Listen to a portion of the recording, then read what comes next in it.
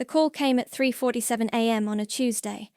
I know because I was staring at my phone, wondering if I should check on Mum again. She'd been forgetting to take her pills, and Dad's back was getting worse. "Miss Lowe? This is Officer Martinez with the State Police. I'm calling about your parents, Robert and Rosalind Lowe. My name is Bridget," and in that moment, my entire world collapsed into a single, horrible truth. They were gone. Both of them. Head-on collision with a drunk driver on Highway 9, coming back from their weekly grocery run to the Walmart 2 towns over because Mom insisted their produce was fresher.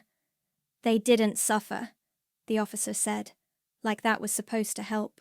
3 days later, I sat in a stuffy law office that smelled like old coffee and disappointment, listening to their attorney read words that felt like a slap across my face. "To my son Beau, I leave the family home at 1247 Maple Street, free and clear of all debts and mortgages." Beau actually smirked. My 33-year-old brother, who'd spent the last decade bouncing between jail cells and our parents' couch, smirked like he'd won the lottery. "And to my daughter Bridget, I leave the mobile home and property at 89 Pine Ridge Lane." The mobile home. The one with black mold creeping up the bathroom walls and a roof that leaked every time it drizzled. The one where I'd been living for the past 6 years, taking care of them while Beau was off getting his 3rd DUI. "That's it?" I asked. The lawyer cleared his throat. "There are also some personal effects and—" "That's it," Beau interrupted, stretching back in his chair. "Guess Mom and Dad knew who really deserved what." His girlfriend Sasha giggled. 25 years old with fake eyelashes and the emotional depth of a puddle. She was already scrolling through her phone, probably planning her next Instagram post. I wanted to scream. I wanted to flip that table and tell everyone in that room exactly what I'd sacrificed. How I'd given up my teaching career when Mum started forgetting to turn off the stove. How I'd spent my savings on Dad's medical bills when his insurance wouldn't cover his physical therapy. How I'd cleaned up Beau's messes for decades while our parents made excuses.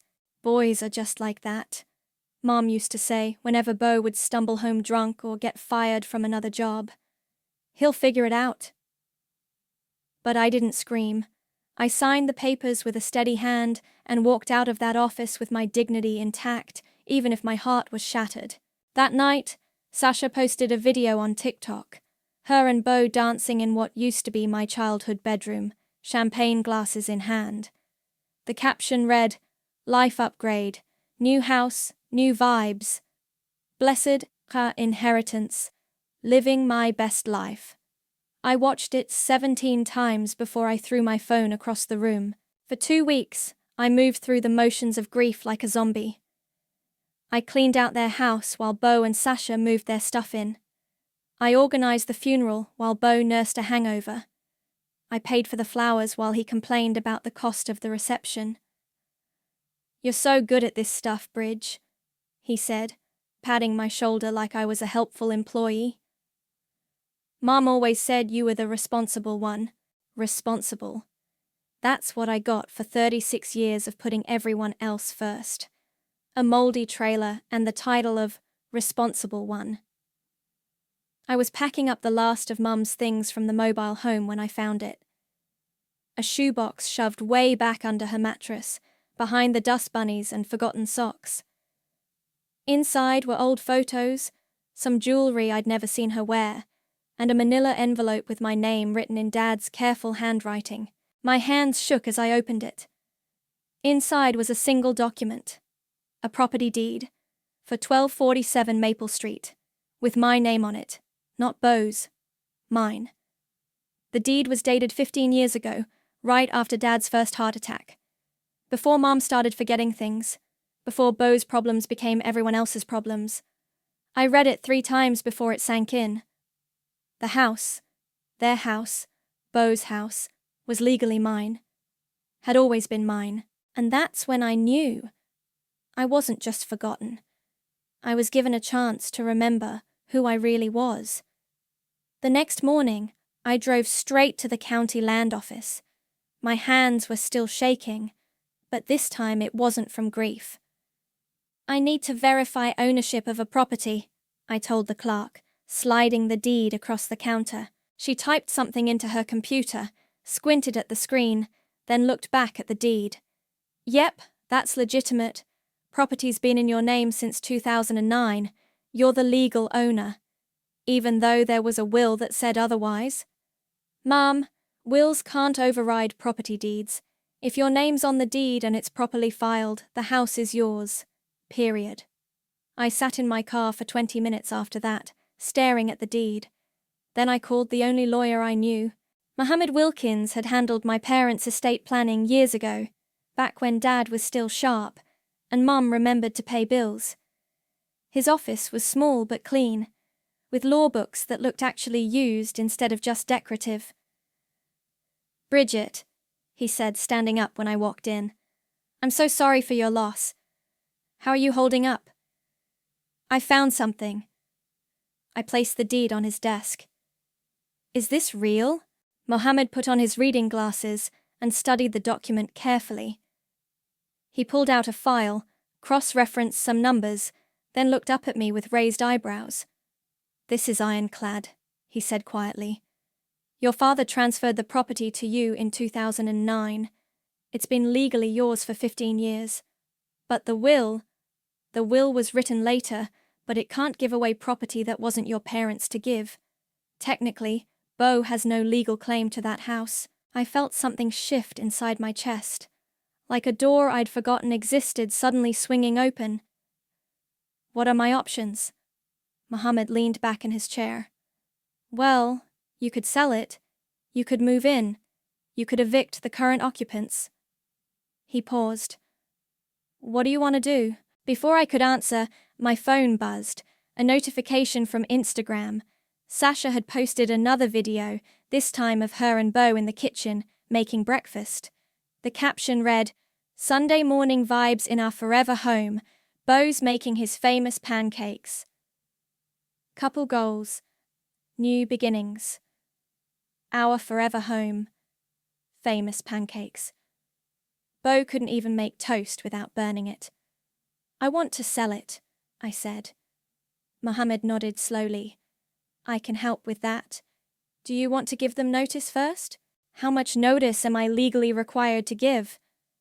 "For squatters? None." That afternoon, I drove past the house. My house.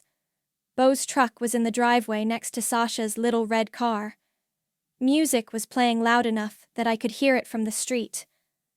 Through the living room window, I could see people moving around. They were having another party. I parked across the street and watched. Sasha came out onto the front porch in a bikini, posing while someone took photos of her. She was using Mom's favorite garden as a backdrop, the one I'd helped plant when I was 12. My phone rang. It was my old friend Sylvia. "Bridge, I just saw Sasha's posts. Are you okay?" "I'm fine." "No, you're not. Nobody would be fine with this. It's not fair." I almost laughed. Fair stopped mattering a long time ago, Sil.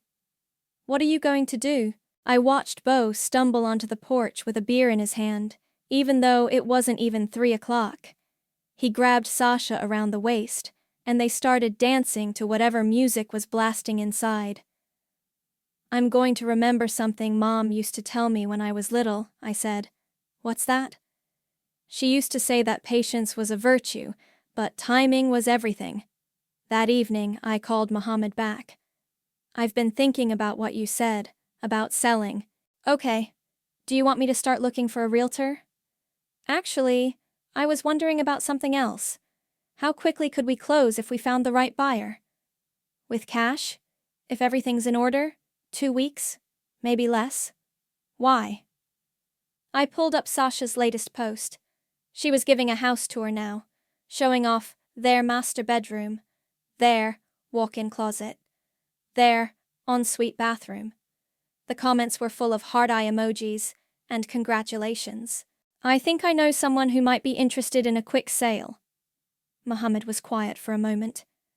"Bridget, are you sure about this? Once we start this process..." "I'm sure." All right then, I'll make some calls. The next morning, Mohammed called me back. There's a buyer, he said. Young couple, pre-approved for cash. They want to close in 10 days.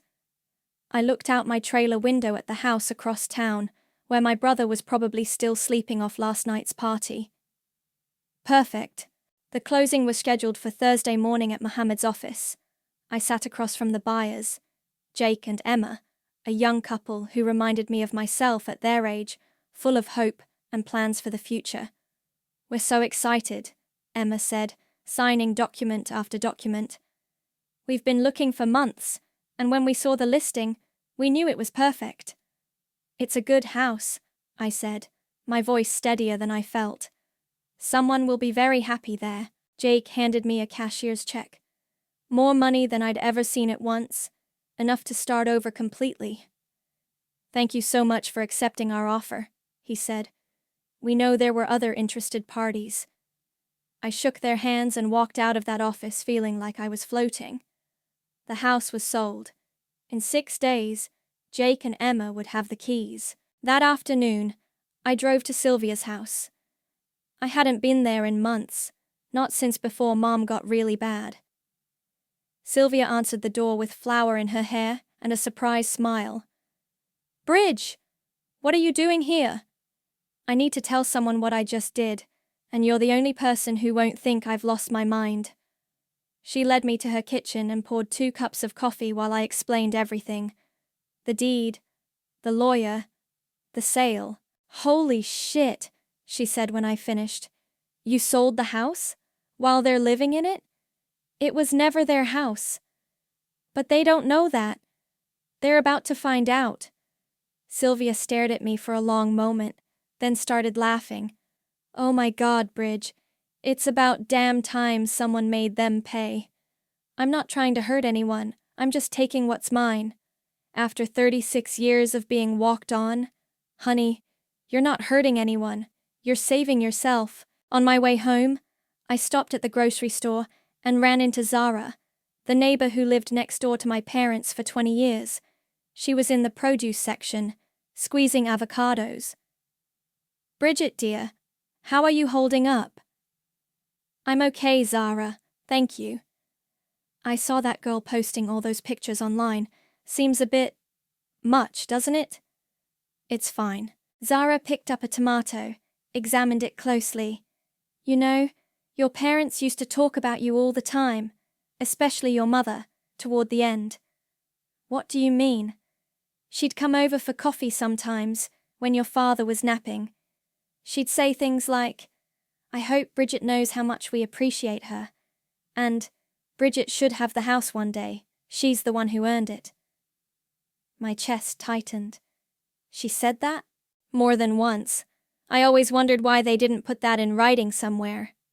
Zara shrugged. But I suppose they had their reasons. I drove home thinking about that conversation. Maybe they had put it in writing. Maybe they had, and I'd just found it 15 years too late. That evening, I parked across the street from the house again. Another party was in full swing. Cars lined the street, music poured out of every window, and people were scattered across the front yard with red Solo cups. Sasha was holding court by the mailbox, telling a group of girls about her new life. I rolled down my window to hear better. It's crazy how everything worked out, she was saying. Like, his parents totally knew he deserved it more than his sister. She's sweet and all, but she's just so old-fashioned, you know? Beau's got vision. One of the girls nodded. Are you guys going to get married now that you have the house? We're talking about it. I mean, we basically already live like we're married. This just makes it official, you know? I took out my phone and called Mohammed. It's Bridget. I need you to do something for me. What's that? Call the buyers. Tell them they can do a final walkthrough tomorrow if they want. And remind them that their move-in date is Monday morning. Bridget. Also, can you have someone post a sold sign in the front yard? Tonight? Mohammed was quiet for a moment. Are you sure you want to do this without warning them first? I watched Sasha pose for more photos against the front door, using the house number as a prop. They've had 15 years of warnings, Mohammed. Every time I cleaned up his messes, every time I paid his bills, every time I chose them over myself, that was a warning. All right, I'll make the calls. An hour later, a man in a pickup truck pulled up and hammered a bright red "Sold" sign into the front lawn. The party music stopped. I could see people gathering around the sign, pointing and talking. Sasha came running out of the house, her face pale. She yanked out her phone and started making calls.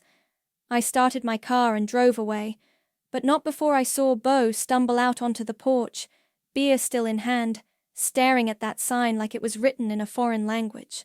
Monday was going to be very interesting. Monday morning, I parked down the street at 8:30 a.m. with a cup of coffee and the property deed in my purse. The moving truck arrived at 9:15, followed by Jake and Emma in their Honda Civic. Bo's truck was still in the driveway. The house was quiet. They were probably sleeping off whatever happened after they saw that sign. Jake knocked on the front door. No answer. He knocked again, louder this time. "Maybe they're not home," Emma suggested. "The truck's here," Jake said. He tried the doorbell. That's when Bo opened the door in his boxers and a wrinkled t-shirt, hair sticking up like he'd been electrocuted. "What the hell do you want?" he said. "Hi, I'm Jake. This is my wife Emma. We're here to move in." Bo stared at them like they were speaking Chinese. "Move in where?" "Here. We bought the house. We're supposed to get the keys today." "You bought what house?" Emma pulled out her phone and showed him the listing. 1247 Maple Street. This house. "This is my house," Bo said. "My parents left it to me. There's been some kind of mistake." The moving guys were already unloading boxes. Jake looked confused but determined. "Sir, I have all the paperwork right here. We closed on Thursday. This is our house now." "Like hell it is," Bo slammed the door. Jake looked at Emma. Emma looked at Jake. The movers looked at everyone. "Should we call the police?" Emma asked. "Let me try something first," Jake said. He knocked again. This time Sasha answered, wearing one of Bo's oversized shirts, and nothing else. "Look, I don't know what kind of scam you're running, but you need to leave. Now." "Ma'am, we're not running a scam. We legally purchased this property. We have a deed." "Well, we have a will." "A will doesn't override a property deed." That's when I got out of my car and walked over. All eyes turned to me as I approached the group on the front porch. "Is there a problem here?" I asked. "Bridget!" Bo pushed past Sasha. "Thank God you're here. These people are trying to steal our house." "Your house?" "Mom and Dad's house. You know, the one they left me in the will." I pulled the deed out of my purse and handed it to Jake. "Actually, they left you a house that wasn't theirs to give." Jake read the deed, then looked up at me with understanding dawning on his face. "You're Bridget Lowe, the legal owner." "That's right." Bo's face went from confused to red to purple. "What are you talking about?" "Dad transferred the property to me 15 years ago, Bo. It's been legally mine since 2009. "That's impossible. Check the county records." Sasha was frantically scrolling through her phone. "Bo, baby, maybe we should call a lawyer or something." "I already did," I said. "Mohammed handled the sale. Everything's legal and above board." "You sold our house?" Bo's voice cracked. "I sold my house." Emma stepped forward. "Look, we don't want any trouble. We just want to move into the home we bought." "You can't do this!" Sasha screamed. "We live here! Our stuff is here! I posted about it on social media!" "Your social media posts don't constitute a legal claim to property," I said. Jake pulled out his phone. "I'm calling the police. This is getting out of hand." "Don't bother," I said. "I already called them. They should be here any minute." As if on cue, a police cruiser pulled up to the curb. "Officer Martinez, the same one who'd called me about my parents, got out and walked over. "Morning, folks. We got a call about a property dispute." "These people are trying to steal my house," Bo said. Officer Martinez looked at me. "Ma'am," I handed him the deed and the sales contract. He studied them both, then looked at Bo. "Sir, do you have any legal documentation proving ownership of this property?" "I have the will. A will can't transfer property that the deceased didn't own. This deed shows the property belongs to this lady, and this contract shows she sold it to these folks here. But, sir, I need you to gather your belongings and vacate the premises. You're trespassing." Sasha started crying. Real tears this time, not the fake ones from her videos. "This isn't fair," she sobbed. "We had plans. We were going to get married." "Plans change," I said quietly. Bo stared at me like he was seeing me for the first time. "Why would you do this to me?" "I'm not doing anything to you, Bo. I'm doing something for me." "But where are we supposed to go?" I pulled the keys to the mobile home out of my pocket and tossed them to him.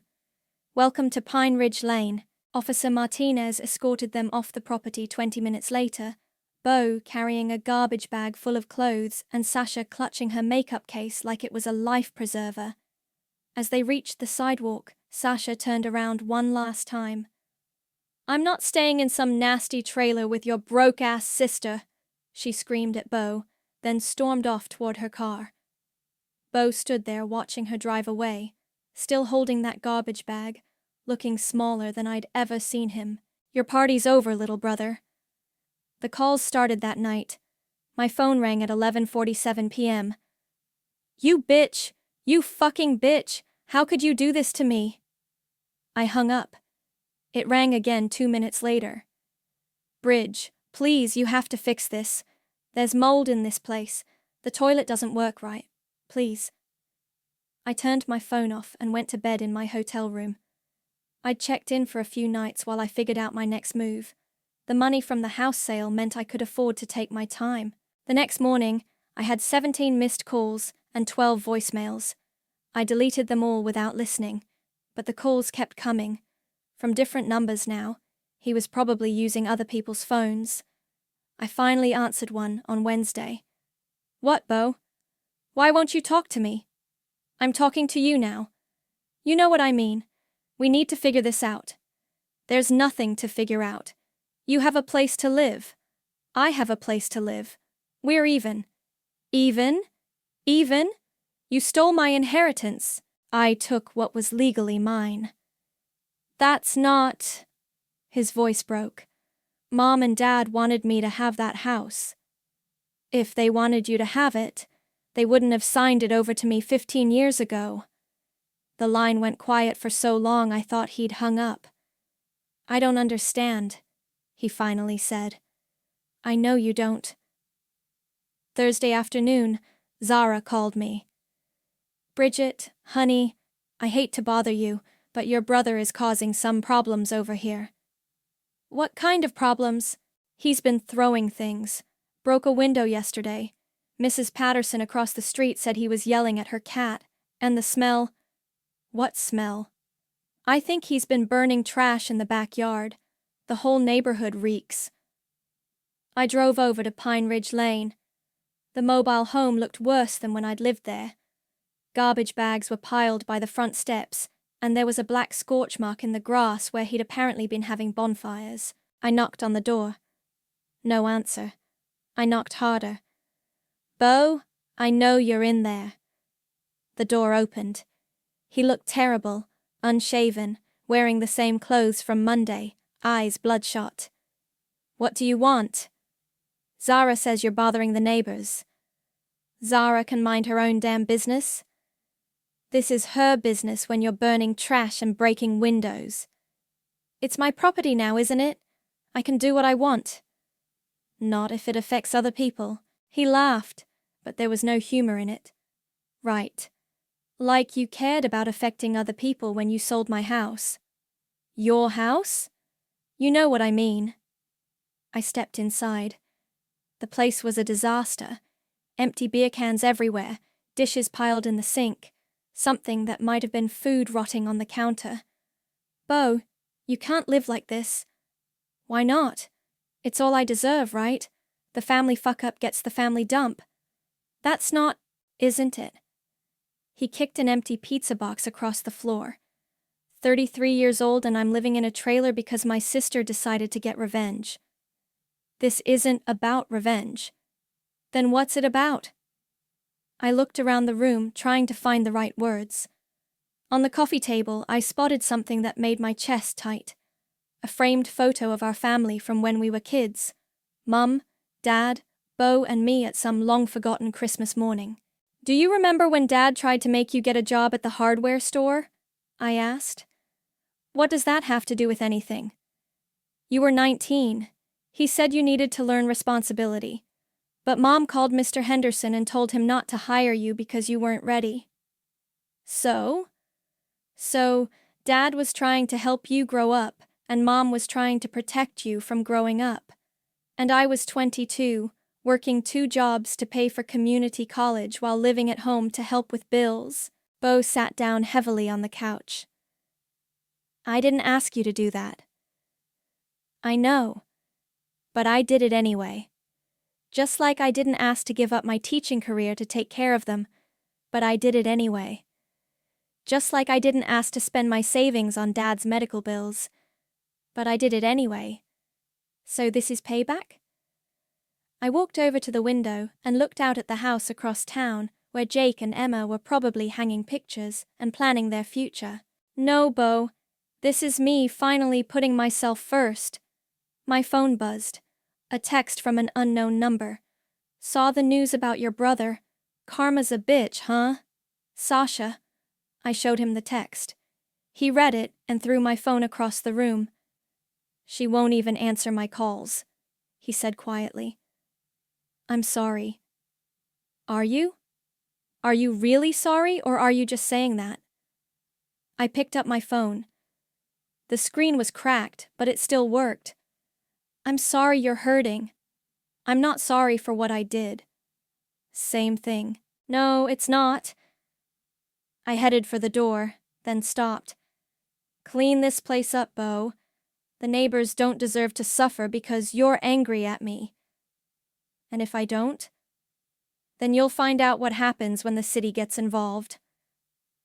That night, Zara knocked on my hotel room door with a folded newspaper in her hands. You'll want to see this, she said. The newspaper was folded to the opinion section. There, in black and white, was a photo of Bo sitting on the steps of the mobile home, head in his hands. The headline read, Local man claims sister stole family home. He gave an interview? I asked. Read it, Zara said. The article was worse than I'd imagined. Bo had painted himself as the victim of a cruel sister who'd manipulated legal documents to steal his rightful inheritance. He claimed I'd forged the deed. He said our parents had always intended for him to have the house, and that I was jealous of their love for him. She waited until they were dead to pull this stunt, he was quoted as saying. My parents sacrificed everything for that house, and she took it away from me out of spite. My hands were shaking by the time I finished reading. There's more, Zara said gently. Check social media. Bo had posted a video on Facebook. Him, sitting in the moldy mobile home, crying actual tears while he told his sob story to the camera. The caption read, My sister stole my inheritance. Please share so people know what kind of person she really is. It had been shared 847 times. The comments were brutal. People calling me a heartless bitch, saying I should be ashamed, demanding I give him back his house. A few people defended me, but they were drowned out by the mob. I'm sorry, honey, Zara said. I thought you should know. After she left, I called Mohammed. I saw the article, he said before I could speak. Don't worry, everything we did was completely legal. He can cry to the newspapers all he wants, it doesn't change the facts. But people believe him. Some people will believe anything that makes them feel superior. You know the truth. That's what matters. Is it? Bridget, do you want me to issue a statement? Set the record straight? I thought about it.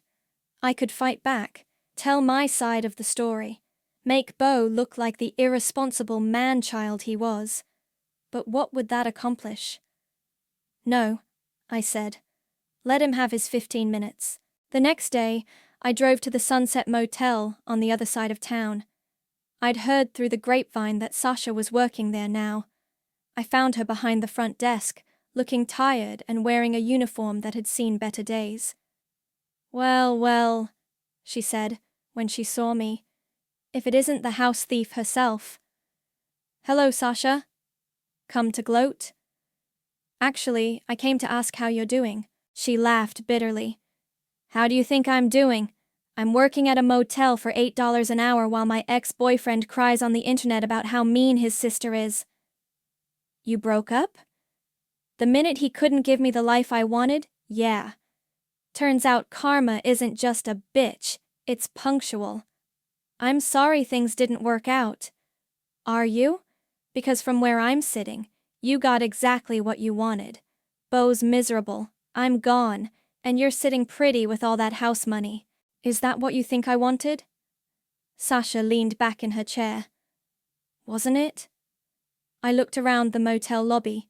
Faded carpet, flickering fluorescent lights, the smell of industrial disinfectant trying to mask something worse. I wanted my parents to see me, I said quietly. I wanted them to acknowledge what I'd sacrificed. I wanted them to love me as much as they loved him. And instead you got revenge. Instead I got justice. Same thing. No, it's not. That evening, I drove to Pine Ridge Lane with a bag of groceries. The mobile home looked cleaner. Beau had apparently taken my advice about not antagonizing the neighbors.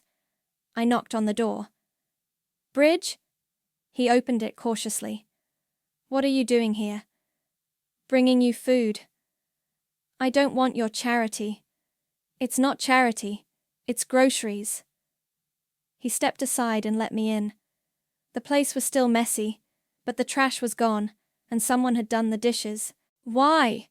He asked as I unpacked milk, bread, and sandwich meat. Because you're still my brother. The brother who's been calling you names on social media?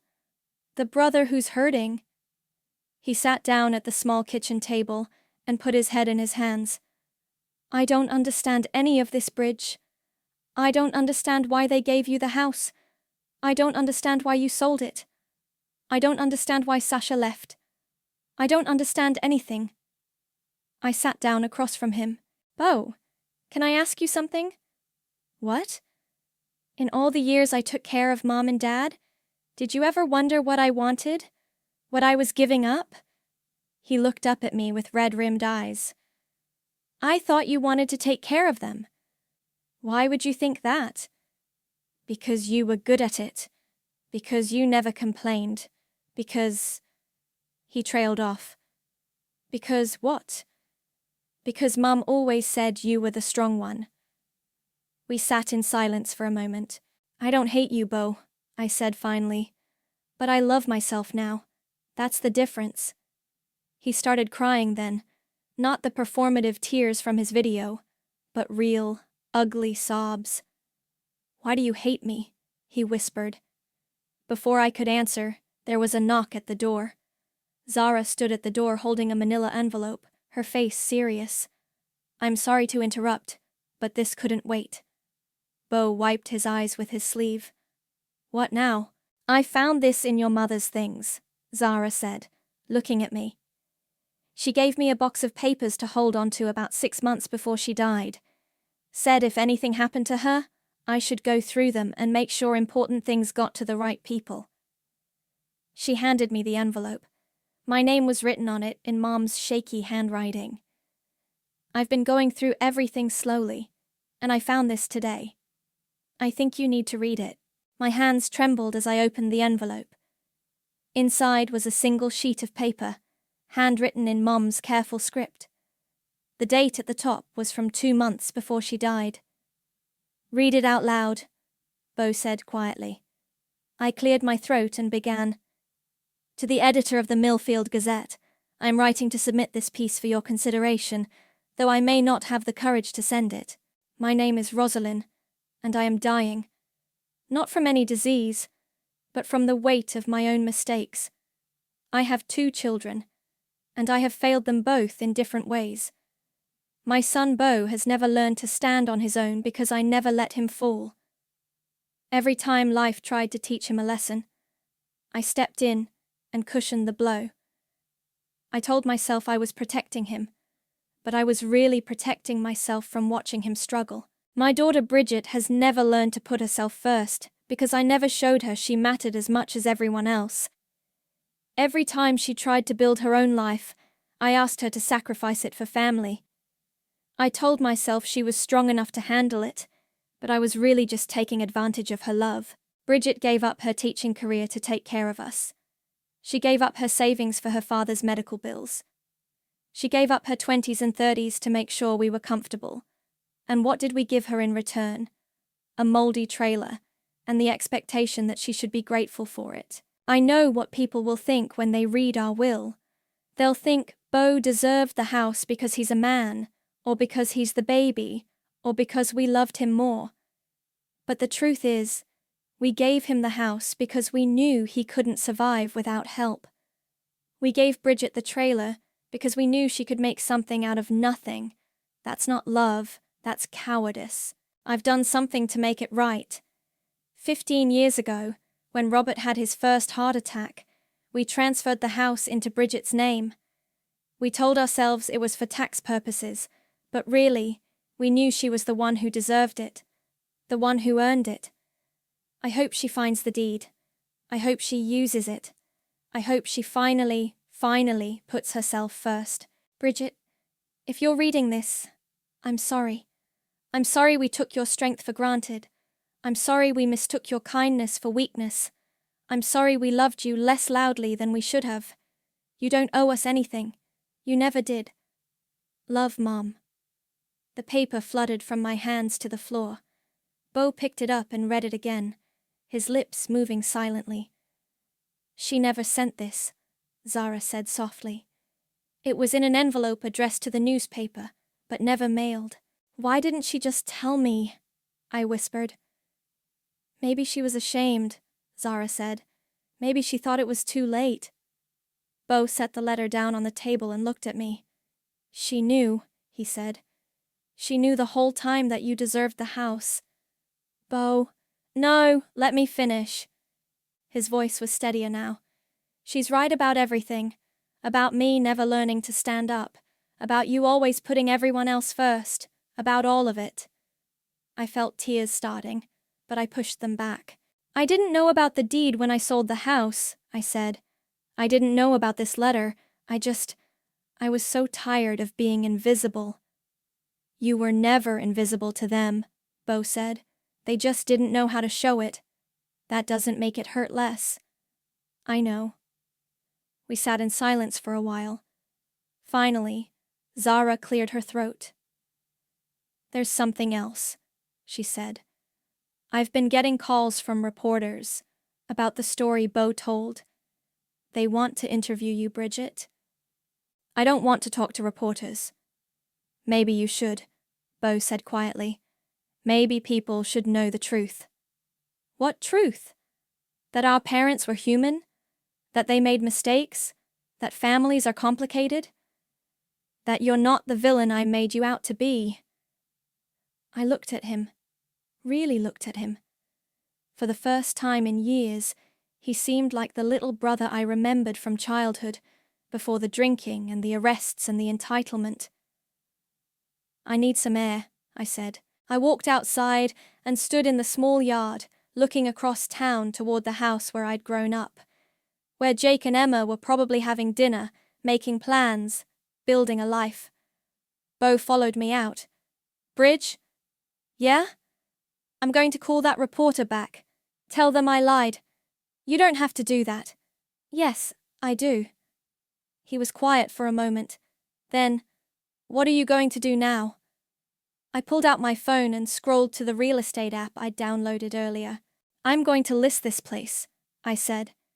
And then I'm going to figure out who I am when I'm not taking care of everyone else. Where will I go? I looked at my little brother, 33 years old, and finally asking the right questions. I don't know, Bo. But for the first time in your life, that's your problem to solve. I walked to my car, got in, and drove away. In the rearview mirror, I could see him standing in the yard, holding Mum's letter, finally alone with the consequences of a lifetime of choices. The mobile home sold in 3 weeks. Cash buyer, no questions asked. I used part of the money for a security deposit on a small condo across town. 2 bedrooms, updated kitchen, and a view of the park where I used to take my students on field trips. Sylvia and Zara helped me paint the living room on a Saturday morning. We'd chosen a warm yellow that reminded me of sunshine. It feels like yours, Zara said, stepping back to admire our work. It is mine, I said. That's still weird to say. You'll get used to it, Sylvia laughed. What's next? Are you going back to teaching? I'm working on my certification renewal. Turns out 6 years isn't too long to be away if you're willing to take some refresher courses. My phone buzzed. A voicemail from a number I didn't recognize. I almost deleted it without listening, but something made me press play. Hi, Bridget. This is Emma. Jake and I bought your parents' house. I hope it's okay that I got your number from your lawyer. We found some things while we were cleaning out the attic, and we thought you might want them. Family photos, some jewelry, things like that. If you'd like to come by and get them, we're usually home in the evenings. Thanks. That was nice of them, Sylvia said when I told her about the message. Yeah, it was. That evening, I drove to Maple Street. The house looked different already. New flowers in the front beds, a swing on the porch, a child's bicycle in the driveway. Jake answered the door with a toddler on his hip. Bridget! Thanks for coming. Emma's getting the boxes together. Emma appeared from the kitchen, wiping her hands on a dish towel. We found so much stuff up there. We didn't want to just throw it away. They'd organized everything into 3 neat boxes. Photo albums, Mum's jewelry box, Dad's military medals, Christmas ornaments I remembered from childhood. This is very kind of you, I said. It's your family history, Emma said. It belongs with you. As I carried the boxes to my car, I noticed the house number had been changed. Instead of the old brass 1247, there was a cheerful wooden sign that read, The Morrison Family. We hope you don't mind, Jake said, following my gaze. We wanted it to feel like ours. I think that's perfect. Driving home, I took the long way past Pine Ridge Lane. The mobile home lot was empty now, just a concrete pad and some utility hookups. A for rent sign swayed in the evening breeze. I hadn't heard from Bo in 2 weeks, not since he'd called that reporter and retracted his story. The follow-up article had been small, buried on page 6. Local man admits to fabricating claims about sister. But I knew where he was.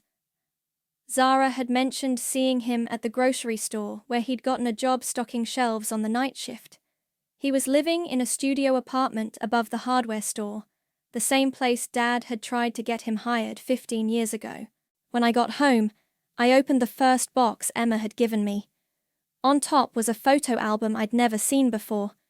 The first page had pictures of me as a baby, then as a toddler, then starting school. Mum had written captions under each one in her neat handwriting. Bridget's first day of kindergarten. She was so excited she packed her backpack the night before. Bridget reading to her baby brother. She's going to be such a good teacher someday. Bridget's graduation from high school. Valedictorian. We're so proud. I flipped through page after page of my life, documented and celebrated in ways I'd never known. The last entry was from my college graduation, a photo of me in my cap and gown, with Mom and Dad beaming beside me. Our brilliant daughter. We don't deserve her, but we're grateful every day that she's ours. I closed the album and sat back on my couch. Outside I could hear children playing in the park, their laughter carrying through my open windows. My phone rang. Beau's number. I stared at it for 3 rings, then answered. Hi, Beau. Bridge? I wasn't sure you'd pick up. I almost didn't. I got the job at Morrison's Hardware, the one Dad wanted me to get all those years ago. Zara mentioned that. How's it going? It's hard work, but it's honest work. And Mr. Morrison says if I stick with it, he might teach me about the business side of things. That's good. I wanted to thank you. For what? For making me figure it out on my own, for not bailing me out this time. I looked at the photo album in my lap, at all those moments of love I'd never known existed. You're welcome. Bridge? Yeah? I'm sorry. For everything. For the newspaper thing, for the social media stuff, for 33 years of being a selfish asshole. I know you are. Do you think maybe we could have coffee sometime? Not to ask for anything, just to talk. I thought about it. About forgiveness and family and the difference between enabling someone and loving them. Maybe, I said, when you're ready. How will I know when I'm ready? You'll know. After we hung up, I unpacked the rest of the boxes. I put Dad's medals on my bookshelf and Mom's jewelry in my bedroom dresser. I hung a family photo from when we were all young and happy and hadn't yet learned how to hurt each other. Then, I opened my laptop and started working on my teaching certification renewal. I had a life to rebuild, and for the first time in 36 years, I was building it for me. And when my phone buzzed with another voicemail from Beau, I didn't even bother playing it. I already knew how this story ends.